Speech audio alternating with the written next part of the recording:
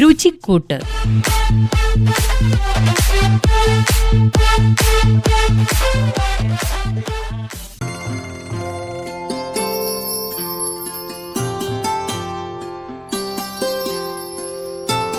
രുചിക്കൂട്ടിലേക്ക് എല്ലാവർക്കും സ്വാഗതം. ആപ്പിൾ ഉപയോഗിച്ച് പലതരത്തിലുള്ള വിഭവങ്ങൾ ഉണ്ടാക്കാൻ നമ്മൾ ശ്രമിക്കാറുണ്ട്, നമ്മൾ തയ്യാറാക്കാറുണ്ട്. ആപ്പിൾ എന്ന് പറയുന്നത് കുക്കിങ്ങിൽ വളരെ വേഴ്സറ്റൈലായിട്ട് ഉപയോഗിക്കാൻ പറ്റുന്ന ഒന്നാണ്. സാധാരണ നമ്മൾ ആപ്പിൾ പൈ എന്ന് പറയുന്നത് വളരെയധികം ഇഷ്ടപ്പെട്ട ഒരു വിഭവമാണ്. പൈ എന്ന് പറയുമ്പോൾ നമ്മൾ കപ്പ് കേക്ക് ഒക്കെ ഉണ്ടാക്കുന്ന ഒരു പേപ്പർ കപ്പ് പോലെ തന്നെ നമ്മൾ മൈദയൊക്കെ ഉപയോഗിച്ച് കഴിക്കാൻ പറ്റുന്ന ഒരു കവർ ഉണ്ടാക്കും. അതിനുശേഷം നമുക്ക് ഇഷ്ടമുള്ള ഫില്ലിങ് ചേർക്കും. അതിൻ്റെ മുകളിൽ നമ്മളിത് ചെറുതായിട്ടൊന്ന് കവർ ചെയ്യും. അതിനുശേഷം നമ്മൾ ഒന്നിച്ചത് ബേക്ക് ചെയ്തെടുക്കും. അങ്ങനെയാണ് പൈ തയ്യാറാക്കുന്നത്. അപ്പോൾ അതിൻ്റെ 3 കാര്യങ്ങൾ നമുക്ക് വേണം. അതിൻ്റെ ഒരു ബേസ് വേണം, അതുപോലെ തന്നെ ഒരു ഫില്ലിങ് വേണം, പിന്നെ അത് മുകളിൽ ബേസ് ഉണ്ടാക്കി അതേ മാവ് കൊണ്ട് തന്നെ നമ്മൾ കവർ ചെയ്യുകയും ചെയ്യും. അപ്പോൾ അങ്ങനെയാണ് അത് ഉണ്ടാക്കുന്നത്. അപ്പോൾ ആദ്യം നമുക്ക് ഫില്ലിംഗ് ഉണ്ടാക്കാം. അതിന് വേണ്ടിയിട്ട് നമ്മൾ ആപ്പിൾ കഷ്ണങ്ങളാക്കുക. ഒരു 4 മീഡിയം ആപ്പിളാണ് നമ്മൾ എടുത്തതെങ്കിൽ ഒരു 100 ഗ്രാം ബട്ടർ അതിൻ്റെ കൂടെ ചേർക്കുക. അതുപോലെ തന്നെ അതിൻ്റെ കൂടെ ഒരു 1/2 ടീസ്പൂണോളം കറുവപ്പട്ടയുടെ പൊടി. പിന്നെ നമ്മൾ ചേർക്കാൻ പോകുന്നത് കുറച്ച് പഞ്ചസാര. നമ്മൾ മധുരത്തിന് ആവശ്യമുള്ള പഞ്ചസാരയും ചേർത്ത് നല്ല കട്ടിയിൽ തിക്കായിട്ടൊന്ന് നന്നായിട്ട് വേവിച്ചെടുക്കുക. ഇതാണ് നമ്മളതിൻ്റെ ഫില്ലിംഗ് ആയിട്ട് ഉപയോഗിക്കുന്നത്. വളരെ എളുപ്പമാണ്. നമ്മളൊരു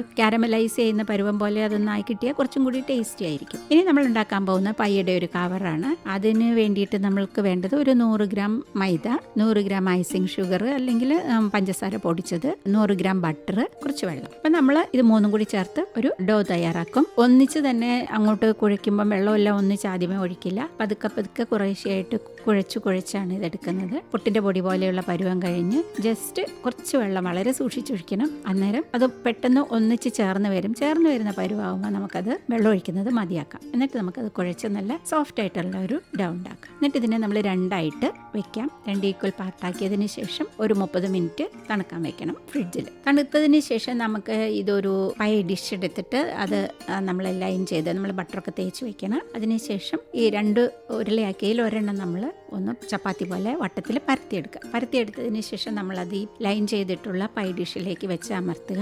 എന്നിട്ട് അതിൻ്റെ അരികൊക്കെ ഒന്ന് നന്നായിട്ട് ഒന്ന് പ്രസ് ചെയ്ത് വെക്കണം. ഇത് നമുക്കിപ്പോൾ വേണമെങ്കിൽ ഒന്ന് ബേക്ക് ചെയ്തെടുത്ത് മാറ്റിയെടുക്കുകയും ചെയ്യാം. അതല്ലെങ്കിൽ ചെറിയ ഫില്ലിംഗ് അല്ലേ, അത് നമുക്കൊന്ന് ഒഴിച്ച് തയ്യാറാക്കുകയും ചെയ്യാം. നേരത്തെ തന്നെ പൈയുടെ ഈ ഡിഷുകൾ ഇങ്ങനെ തയ്യാറാക്കി വെക്കുകയാണെങ്കിൽ ഫില്ലിംഗ് ഉണ്ടാക്കി പെട്ടെന്ന് ഉണ്ടാക്കാനും പറ്റും. നമ്മൾ 2ാമത്തെ ഭാഗം എടുത്ത് ഇതുപോലെ പരത്തിയതിന് ശേഷം നീളത്തിലുള്ള ചെറിയ കഷ്ണങ്ങളായിട്ട് മുറിച്ചെടുക്കുക. നേരത്തെ തയ്യാറാക്കിയ പൈ ഫില്ലിങ് നമ്മൾ ഈ ഒരു ബേസിലേക്ക് ഒഴിച്ചതിന് ശേഷം കഷ്ണങ്ങളാക്കിയതുള്ളത് നീളത്തിലും കുറുകിയായിട്ട് ഇങ്ങനെ അത് കവർ ചെയ്ത് വെക്കുക. അപ്പം നല്ല ഒരു കൊട്ടയൊക്കെ മെടയുന്നത് പോലെ തോന്നും. ഒരു 180 ഡിഗ്രി സെൽഷ്യസിൽ അതിൻ്റെ മുകൾ ഭാഗമൊക്കെ നല്ല ബ്രൗൺ ആകുന്നത് വരെ എന്തായാലും 45 മിനിറ്റിന് മുകളിലെടുക്കും ബേക്ക് ചെയ്തെടുക്കുക. അതല്ല നമ്മൾ ആദ്യം അതിൻ്റെ ബേസ് തയ്യാറാക്കിയിട്ടുണ്ടെങ്കിൽ പിന്നെ ഇത്രയും സമയമൊന്നും വേണ്ട, വേഗം തന്നെ തയ്യാറാക്കി കിട്ടും. റൂം ടെമ്പറേച്ചറിലേക്ക് കൂൾ ചെയ്തതിന് ശേഷം നമുക്ക് എന്തെങ്കിലും ഇഷ്ടമുള്ള ഒരു ചട്നി ഉപയോഗിച്ചിട്ട് കഴിക്കാവുന്നതാണ്. നമുക്കിവിടെ ഒരു ചട്നി ഉണ്ടാക്കാം. ഒരു ടേബിൾ സ്പൂണോളം മിക്സ് ചെയ്ത സ്പൈസസ്, കറുവപ്പട്ടയും ഗ്രാമ്പും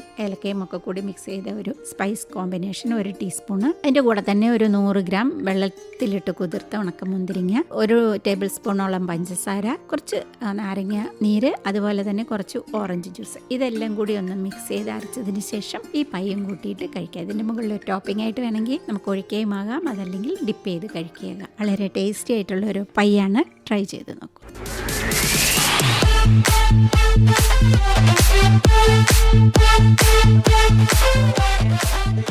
രുചിക്കൂട്ട്. നിർവഹണം ലീന.